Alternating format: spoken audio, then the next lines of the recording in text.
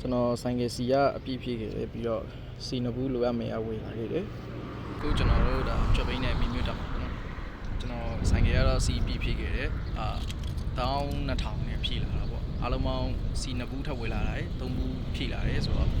စီကတော့6000အတိကုန်တယ်ပေါ့အခုဒါ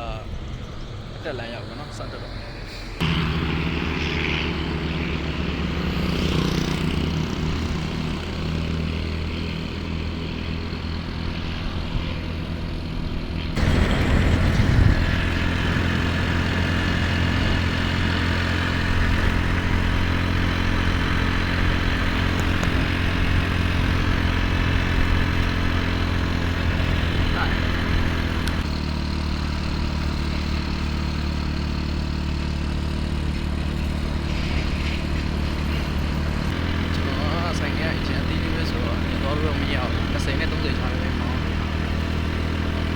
အဲ့ချက်ပုံမောင်းလို့ရရတယ်ဒါပေမဲ့ပုံမောင်းလို့ရှိရင်ဒီချိန်နာမှာအဲ့ကြောင့်အရင်ကဇီးမကြီးဂိတ်ရှိအခုကဇီးမကြီးကဂိတ်ဖြုတ်လိုက်ပြီနော်အဲ့တော့တောင်တက်လာပြီးတော့ခုဒါခဏလေးနားပြီးတော့ဆက်ကြလို့ရှိရင်ဟိုထက်ခွေတက်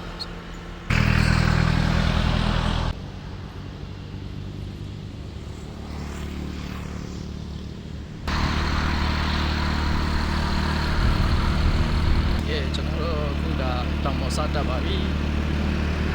10နဲ့20ကြားလေးပဲဟောတဘောဘာလိုက်ခံစားရင်သွားရတာပေါ့နော်ဒီပူပေမဲ့လေရနည်းနည်းလေးကြီးရဲ့မန်နီမှာတော့ဆိုင်ပေါ့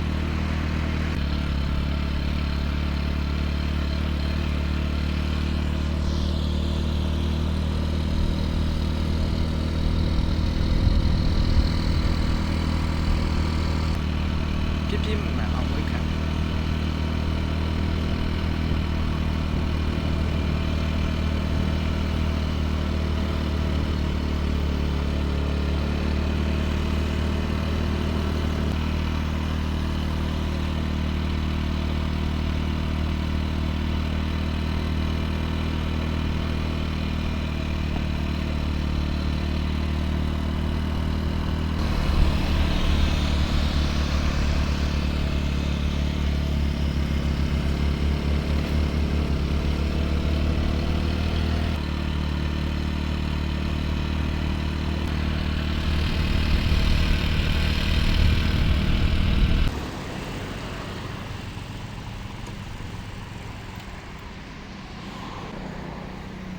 ဒါမောင်းလိုက်နဲ့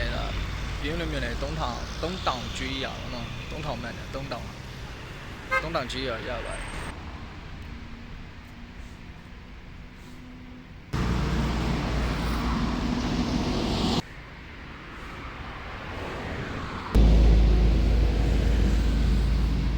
အခုနိုင်ရတော့ပါ3နိုင်15ရှိပါပြီဘာလို့မောင်းလိုက်ရတာပေါ့45မိနစ်တော့မောင်းလိုက်ရတော့နည်းနည်းတော့ဆိုရင်တော့ရှေ့ဆိုရင်တော့ရောက်ပါပြီကျွန်တော်နားလဲနားပြီဆိုတော့သွားရအောင်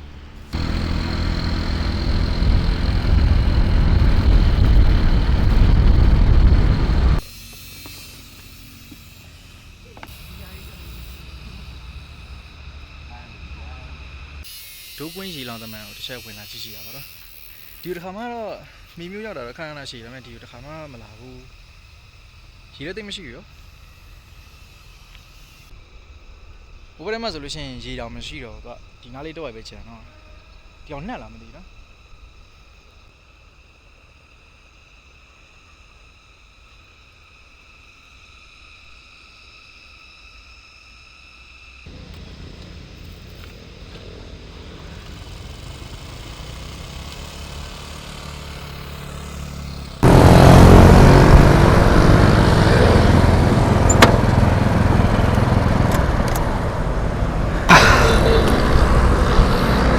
ကျွန်တော်မောင်းလာလိုက်တာအခုဆိုလို့ရှိရင်ဒါပြင်းလင်ရဲ့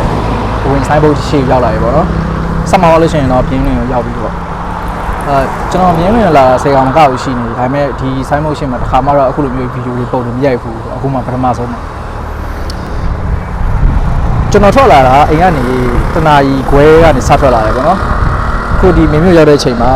4နာရီတည်းမှ7မိနစ်ရှိအဲ့တော့2နာရီခွဲကျော်လောက်မောင်းရတယ်ပေါ့ ဒါပြင်းလို့မျိုးတွေတော့မရောက်ဘူးပေါ့ပြီးတော့တောင်တက်ဒီမှာကျတော့10-20လောက်ပဲမောင်းလိုက်ရတယ်ပြီးတော့ဒီမြေပြတ်ဒီမှာကျတော့20နဲ့30ချားပဲဆိုတော့မောင်းနေနဲ့အိတ်တော့ငိုက်တယ်ပေါ့အဲ့တခုပါပဲကျွန်တော်တော့အဆင်ပြေပါတယ်ပြီးတော့လမ်းမှာလို့ခဏတစ်ဖြတ်တော့နားပြီးရတယ်ပေါ့အဲ့လောက်ပါပဲအခုကျွန်တော်ရောက်နေရဲ့အမြင့်ပေကတော့ပင်လယ်မျက်နှာပြင်အထက်3538ပေမှာရောက်နေရပဲဖြစ်ပါတယ်အခုကျွန်တော် 50cc ချုပ်ပိန်းလေးနဲ့မောင်းလာလိုက်တဲ့ခရီးကပင်လယ်မျက်နှာပြင်အထက်3538ပေမှာရှိတဲ့မြို့လေးတစ်မြို့ရောက်လာပါပြီအဲ့မြို့လေးကတော့အခုကျွန်တော်နောက်မှမြင်နေရတဲ့ပြင်းလင်းမြို့ပဲဖြစ်ပါတယ်အခုဒါတော့အမတ်တရတပ်ပုံရိုက်ရတာပါနော်အမတ်တရဗီဒီယိုပုံနေရပါမယ်ချောလာ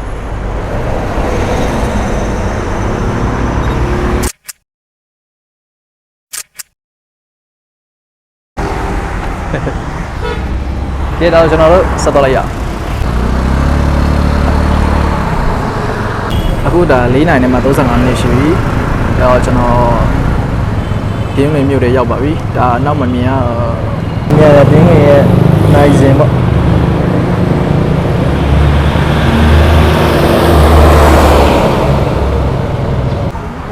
အခုကျွန်တော်ကမဟာကဖေးကိုရောက်လာရပါတော့တပိဆိုင်ပေါ့မင်းလာစားတာပေါ့တနေ့ကုန်ဘာမှမစားသေးဘူးကျွန်တော်မနက်ကထွက်လာလဲနောက်ကျရဲအဲ့တော့တွေ့ကြလို့ပြောပြပါဆိုလို့ရှိရင်ဒီကြော့ဘိန်းနဲ့လာလို့ရတာလို့မေးလို့ရှိရင်တော့လာလို့ရတယ်ဒါပေမဲ့ဟိုပေါ့ခရီးတော့သိမရောက်ဘူးပေါ့ဥမာတာမန်ဆိုင်ကနဲ့တနာရီလောက်သွားတဲ့ခရီးဆိုဒီကောင်နဲ့ဆိုလို့ရှိရင်အခုလိုတောင်တက်တောင်ဆင်းနေဆိုလို့ရှိရင်3နာရီတော့သွားရတာမျိုးပေါ့အဲ့တော့တဘာကောင်းလဲဆိုလို့ရှိရင်ပေါ့နော်ကျွန်တော်အမြင်ပြောရလဲဆိုလို့ရှိရင်ဆိုင်ကဖြည်းဖြည်းသွားလာဖြစ်တဲ့အတွက်လမ်းမှာအဲ့ရှုခင်းနေလို့ဘာလို့တော့တေချာကြည့်ဖြစ်တယ်ပြီးတော့ဆိုင်ကထဲမှာလို့အတွေးလေးနဲ့ပေါ့ကိုအတွေးနဲ့ကိုသွားနေတော့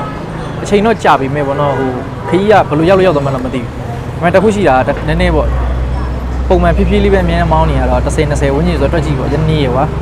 အိတ်ငိုက်တယ်ပေါ့အဲ့ဒါပါပဲအဲ့တော့ကိုကထမင်းစားမယ်ထမင်းစားရတာအစတော့ဒီနေ့